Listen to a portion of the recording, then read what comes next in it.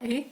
आज हमारी वीडियो का टॉपिक है आइटरेटिव एल्गोस का टाइम कॉम्प्लेक्सिटी निकालना। तो हमारी इस वीडियो के की पॉइंट्स होंगे आइटरेटिव और रिकर्सिव एल्गो क्या होती है और किस तरह से हम टाइम कॉम्प्लेक्सिटी कंप्यूट करेंगे आइटरेटिव एल्गो की, और हम डिफरेंट डिफरेंट एग्जांपल्स लेंगे आइटरेटिव एल्गो की टाइम कॉम्प्लेक्सिटी को निकालने के लिए, जिससे आपको हर काइंड के क्वेश्चंस जिसे आप सॉल्व कर सको। तो पहले हम देखते हैं यही कि एल्गो टू टाइप की होगी, आइटरेटिव और रिकर्सिव। तो आइटरेटिव एल्गो में क्या होता है? आइटरेटिव एल्गो में फोर लूप्स होंगे, फोर लूप, वाइल लूप या do while loop, for loop या वाइल लूप या डू वाइल लूप।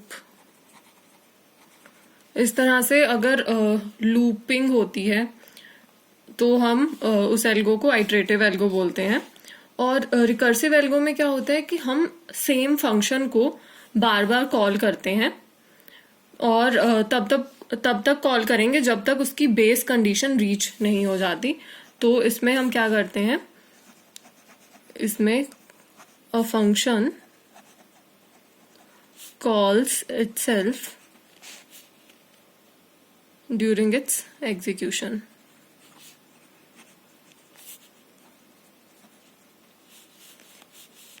तो इसमें क्या होता है कि वो फंक्शन खुद को ही बार बार कॉल करेगा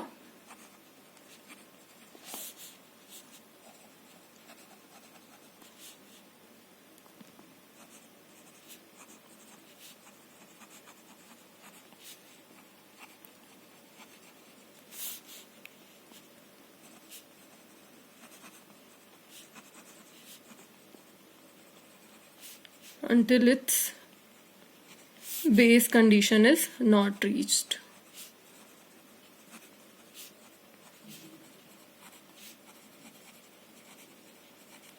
ओके, एक फॉर्मेट में बता देती हूँ किस तरह से आइटरेटिव फंक्शन होंगे। ये जैसे कोई भी फंक्शन है, इसमें मान लो कि एक फोर लूप लगा हुआ है i equals to 1 to n, और मान लो कि ये फंक्शन मैक्स कैलकुलेट कर रहा है किसी का। तो इस तरह के फंक्शन आइटरेटिव फंक्शन होते हैं। और रिकर्सिव फंक्शन में क्या होगा, ये फंक्शन n है, इसमें एक इफ कंडीशन होगी, जैसे n is greater than equals to 1, तब हम इस फंक्शन को ही वापस कॉल करेंगे इसमें n/2 वैल्यू पास करके। तो अब इन फंक्शन की हम टाइम कॉम्प्लेक्सिटी कैसे निकालते हैं? तो आइटरेटिव वर्जन की टाइम कॉम्प्लेक्सिटी निकालने के लिए हम उसको जितने भी उसमें जो लूप्स हैं वो कितनी बार एग्जीक्यूट होंगे उसका काउंट ही उसकी टाइम कॉम्प्लेक्सिटी होगा। और आइटरेटिव वर्जन में हमें एक रिकर्सिव इक्वेशन लिखनी पड़ती है और उस रिकर्सिव इक्वेशन को सॉल्व करके हमें रिकर्सिव फंक्शन की टाइम कॉम्प्लेक्सिटी का पता लगेगा। और अगर आप हमारे पास कोई भी प्रॉब्लम है उसको हम दोनों आइटरेटिव और रिकर्सिव दोनों टाइप से लिख सकते हैं। तो पावर वाइज ये दोनों सेम है, बट इनका जो टाइम कॉम्प्लेक्सिटी निकालने का तरीका होगा वो डिफरेंट होगा। तो अब हम कुछ एग्जांपल्स के थ्रू देखते हैं किस तरह से हम टाइम कॉम्प्लेक्सिटी निकालेंगे आइटरेटिव फंक्शंस की। तो अगर किसी भी प्रोग्राम के अंदर कोई भी आइटरेशन या रिकर्शन नहीं है तो वो प्रोग्राम एक कांस्टेंट टाइम लेगा, बिग O 1। मतलब उसमें कांस्टेंट, जैसे एग्जांपल लेती हूँ, एक फंक्शन है हमारे पास, उसमें जस्ट ये लिखा हुआ है int a, int b और फिर int c equals to a plus b, और देन printf में हमने c किया हुआ है। तो इसमें ये हर लाइन एक एक कांस्टेंट टाइम लेगी, और देखें तो हम इसको बिग O 4 बोल सकते हैं, बट हम जो भी कांस्टेंट टाइम होता है उसे बिग O 1 ही लेके चलते हैं, क्योंकि हमारा टाइम कॉम्प्लेक्सिटी में मोटिव होता है कि अगर बहुत बड़ा इनपुट हम फंक्शन में पास करवाते हैं तो उसका क्या, वो कितने टाइम में रिजल्ट देगा। तो इसमें कुछ ऐसा नहीं है, इसमें कांस्टेंट हर बार ये एक 4 लाइन्स ही एग्जीक्यूट करेगा, तो ये हमेशा बिग O 4 टाइम लेगा। तो इस तरह के फंक्शंस की कॉम्प्लेक्सिटी बिग O 1 ही होती है हमेशा। और अब हम एक आइटरेटिव नॉर्मल सा फंक्शन लेते हैं जिसमें एक नॉर्मल सी आइटरेटिव लूप लिया हुआ है, for loop i is equal to 1 to n, और इसमें एक मान लो कोई भी प्रिंटफ स्टेटमेंट लिखा हुआ है। ओके, तो इसमें ये n बार फॉर लूप चलेगा और हर बार ये प्रिंट होगा स्टेटमेंट, तो ये वाला प्रिंट स्टेटमेंट है वो n बार आएगा। ठीक है, तो इसकी कॉम्प्लेक्सिटी क्या होगी, बिग O n। ओके, ये हम यहाँ पे जो भी फंक्शंस लिख रहे हैं ये कोई भी स्टैंडर्ड प्रोग्रामिंग लैंग्वेज का हम इसमें सिंटेक्स नहीं लगा रहे हैं, ये एक नॉर्मल एल्गोरिदम है इंग्लिश लैंग्वेज में। तो ये किसी स्टैंडर्ड प्रोग्रामिंग लैंग्वेज का सिंटेक्स नहीं है।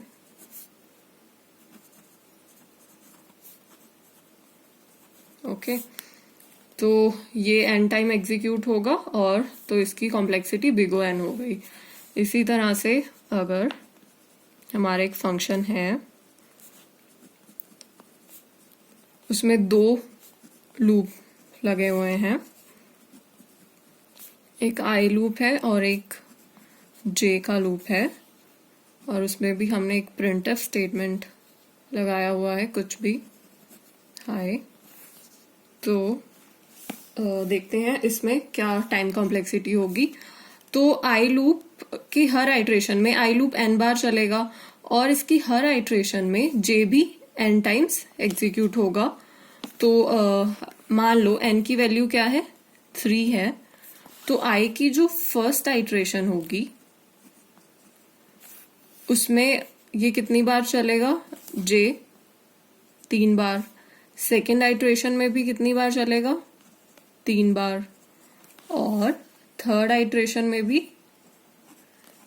j कितनी बार एग्जीक्यूट होगा, 3 बार। तो 3 + 3 + 3, ये 3 × 3 टाइम्स चलेगा, 3 × 3 which is 9। इसी तरह से i की हम कुछ भी वैल्यू ले लें, अगर n की वैल्यू 10 है तो i का लूप 10 बार चलेगा और हर i की इटरेशन के अंदर j भी 10 बार चलेगा। तो हमारी टाइम कॉम्प्लेक्सिटी क्या होगी, 10 × 10 100। तो इससे हमें पता लग गया ये वाला लूप n टाइम चल रहा है और इसकी हर आइट्रेशन में, इसकी फर्स्ट आइट्रेशन में ये भी n टाइम चलेगा, सेकंड में भी ये n टाइम चलेगा, तो n + n + n n times. तो क्या हो रहा है यहाँ पे, फर्स्ट आइट्रेशन i की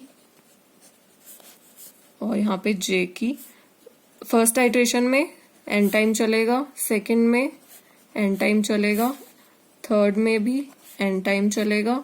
इस तरह से n उसकी जो आइट्रेशन होगी उसमें भी n टाइम चलेगा। तो n + n कितनी बार, n टाइम्स। तो हमारी जो कॉम्प्लेक्सिटी है वो क्या हो गई, n²। तो इस एल्गो की टाइम कॉम्प्लेक्सिटी है बिग O n²। ओके, जब भी इस तरह के फंक्शंस होते हैं हर बार j का हमें पक्का पता है कि j भी n बार ही चलेगा, जितनी भी i की आइट्रेशन होंगी, तो हम सिंपली इनको मल्टीप्लाई कर सकते हैं n × n। ओके, अब एक थोड़ा डिफरेंट काइंड का एग्जांपल लेते हैं हम। तो ये वाला एग्जाम्पल है। इसमें अगर हम देख, इसमें हमने एक वाइल लूप लिया हुआ है और आई लीनियरली इसमें ग्रो कर रहा है, बट एस की वैल्यू डिपेंड कर रही है आई की वैल्यू पे। आई की जो भी वैल्यू होगी उसके हिसाब से एस की वैल्यू इंक्रीज होगी, और हमारी कंडीशन भी यही है कि एस की वैल्यू है वो एन की वैल्यू से कम होनी चाहिए। एन की वैल्यू हम फंक्शन में पास कर रहे होंगे। तो देखते हैं कि किस तरह से आई और एस की वैल्यू इंक्रीज हो रही है। तो अगर हम देखें, अगर आई की वैल्यू स्टार्टिंग में 1 है, एस की वैल्यू भी स्टार्टिंग में 1 है, और हम इस लूप में एंटर करेंगे तो आई की वैल्यू क्या हो जाएगी 2, और एस की वैल्यू एस प्लस आई 1 + 2 3 हो जाएगी। और फिर अगली बार जब हम लूप में जाएंगे तो आई की वैल्यू हमारी प्लस प्लस होके 3 हो जाएगी, और एस की वैल्यू, एस की जो प्रीवियस वैल्यू है 3 प्लस आई की अभी जो करंट वैल्यू है 3 + 3 6 हो जाएगा। इस तरह से आई की वैल्यू जब 4 होगी अगली आइट्रेशन में तो एस की वैल्यू 6 + 4 10 हो जाएगी। इस तरह से आई की वैल्यू के साथ एस की वैल्यू ग्रो करती रहेगी। अब हमारी यहाँ पे कंडीशन क्या है कि एस की वैल्यू हमेशा एन की वैल्यू से कम होनी चाहिए। तो लेट्स अज्यूम जब आई की वैल्यू के हो जाएगी तब एस की वैल्यू है वो ग्रेटर देन एन है। तो इससे पहले हम ये देख लेते हैं कि किस तरह से एस की वैल्यू ग्रो कर रही है। तो अगर आप इसको ऑब्जर्व करो तो यहाँ पे जो एस है वो प्रीवियस टर्म्स का सम आ रहा है। जैसे देखें यहाँ पे here s is sum of i digits. जैसे यहाँ पे एस की वैल्यू 3 कैसे हुई, प्रीवियस 1 + 2 होके जब एस की वैल्यू 3 थी तो वो किस तरह से आई 1 + 2 से वो 3 आई।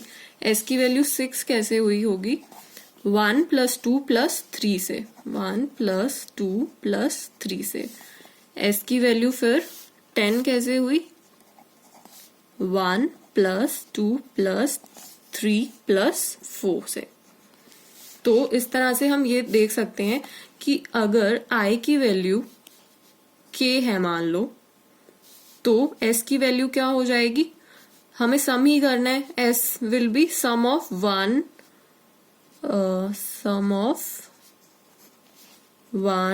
2 3 एंड सो ऑन के। तो जैसे हमें सम का फॉर्मूला पता है 1 + 2 + 3 एंड सो ऑन, n का जो सम होता है वो होता है n × n + 1/2। तो यहाँ पे k टर्म्स का सम क्या हो जाएगा, s की वैल्यू यहाँ आ जाएगी k + 1/2, क्योंकि हमें k टर्म्स का सम करना है 1 2 3 एंड सो ऑन k। तो हमने जैसा कि कहा हम एज्यूम कर रहे हैं कि जब i की वैल्यू k है उस टाइम पे s की वैल्यू जो है वो ग्रेटर देन n हो गई है, और s की वैल्यू क्या है यहाँ पे k + 1/2, ये ग्रेटर देन n हो गई है।